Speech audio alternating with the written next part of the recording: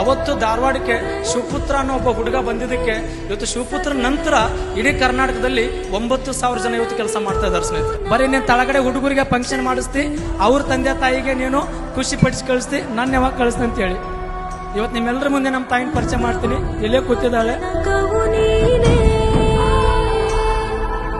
ಜನರ ಕಾಯುಧ ಮನಿಯು ನೀನೇ, ತಡೆವಾಲೆಯು ನೂರಿದೆ ಮುಂದೆ, ಅಂಜದೆದೆಯ ನಾವಿಕನೆದುರೇ ಪಣವಿಡು ನಾಳೆ. ಇವತ್ತಿಗೂ ನಾನು ನಮ್ಮ ಅವ್ವನ ಜೊತೆ ಅವಳು ಆನೆ ಮಾಡಿ ಹೇಳ್ತೀನಿ, ಅವಳ ಜೊತೆ ತಿಂಗಳಲ್ಲಿ ಬರೀ 2 ಸಲ ಮಾತಾಡ್ತೀನಿ. ಸಾವಿರ ಪಡೆಗಳು ಸಮರವೇ ಸಾರಲಿ ಕ್ಷಣದಲ್ಲಿ,